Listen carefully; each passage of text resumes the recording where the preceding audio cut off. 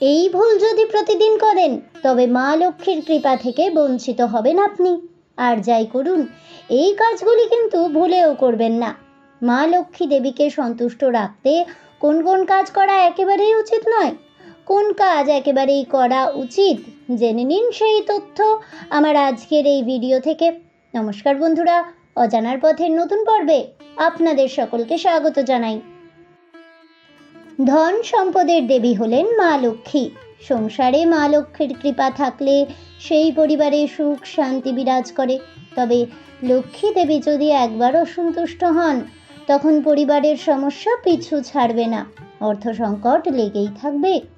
আমাদের অজান্তে আমরা অনেক কাজই করে ফেলি, যা সাংসারিক সমস্যাকে আরও বাড়িয়ে তোলে।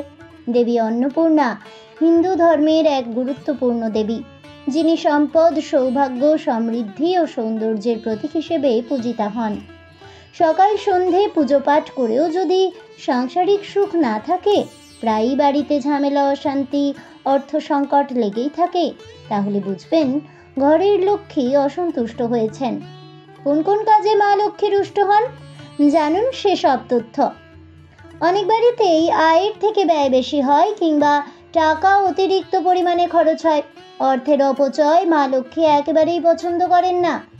যে বাড়িতে অর্থের মূল্য দেওয়া হয় না, অতিরিক্ত টাকা অপচয় করা হয়, সেই সংসারে বেশি দিন বিরাজ করেন না লক্ষ্মী দেবী।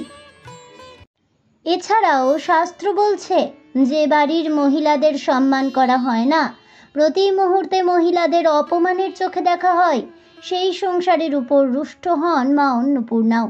এছাড়াও অনেক বাড়িতে প্রায় অতিরিক্ত খাবার ফেলে দেওয়া হয়, খাবার নষ্ট করা হয় যে সংসারে, সেখানেও বেশি দিন বিরাজ করেন না লক্ষ্মী দেবী।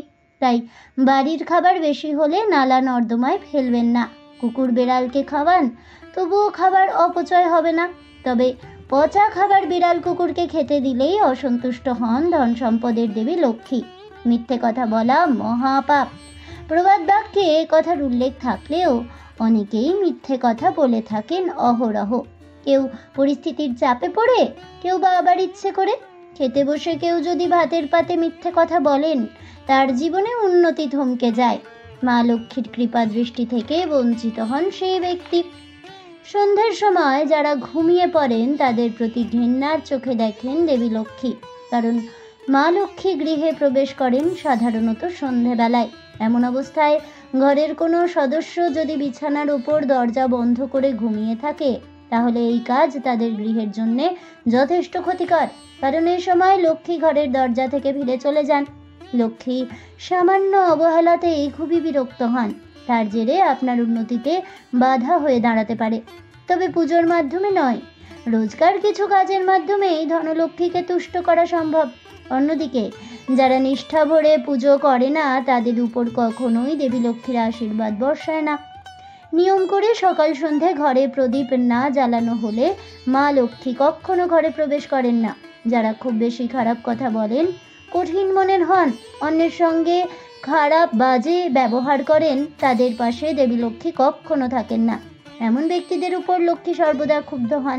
তাই যতটা সম্ভব রাগ নিয়ন্ত্রণ করা উচিত। রান্নাঘরে বিপুল পরিমাণে এঁটো বাসন রাখা হলে সেই ঘরে লক্ষ্মীর প্রবেশ হয় না। তাই ঘরের রান্নাঘর সর্বদাই পরিষ্কার পরিচ্ছন্ন রাখুন। দেবী লক্ষ্মীকে সন্তুষ্ট রাখতে কোন কোন কাজগুলি করবেন, শাস্ত্র বলছে, লাল জবা মা লক্ষ্মীর খুব প্রিয়। তাই প্রতি বৃহস্পতিবারে লাল জবা দিয়ে মা লক্ষ্মীর পুজো করুন। এলাচ, লবঙ্গ এবং কর্পূরের একটি বাতি জ্বালিয়ে দেবী লক্ষ্মীর আরতিও করুন। বাড়ির প্রধান দরজা পরিষ্কার পরিচ্ছন্ন রাখুন সর্বদা। অতিথি আপ্যায়নে কোনো ত্রুটি রাখবেন না। প্রতি বৃহস্পতিবারে সম্ভব না হলেও মাঝে মধ্যে বৃহস্পতিবার করে গরিব দুস্থ ব্যক্তিদের কিছু দান করুন, এতে সন্তুষ্ট হবেন দেবী লক্ষ্মী। মন সর্বদা পরিষ্কার রাখুন। স্নান সেরে শুদ্ধ বস্ত্রে নিষ্ঠাভরে দেবীর আরাধনা করুন, তবে তুষ্ট থাকবেন মা লক্ষ্মী ও অন্নপূর্ণা উভয়েই। আজ এ পর্যন্তই। জয় মা লক্ষ্মী দেবীর জয় হোক, এই বলে আমার আজকের ভিডিওটি আমি এখানেই শেষ করছি।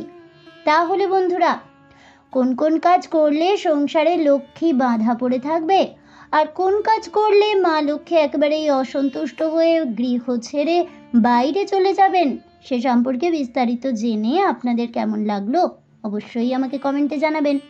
ভিডিওটি ভালো লেগে থাকলে লাইক শেয়ার করতে ভুলবেন না। আমার চ্যানেলের নতুন বন্ধু হয়ে থাকলে চ্যানেলটিকে সাবস্ক্রাইব করে দেবেন। পাশে থাকা বেল বাটনটি প্রেস করে রাখবেন নতুন ভিডিওর নোটিফিকেশন পাওয়ার জন্য। ফিরে আসছি পরবর্তী ভিডিও নিয়ে। ততক্ষণ সবাই ভালো থাকুন, সুস্থ থাকুন, আর অবশ্যই সঙ্গে থাকুন আর দেখতে থাকুন অজানার পথে।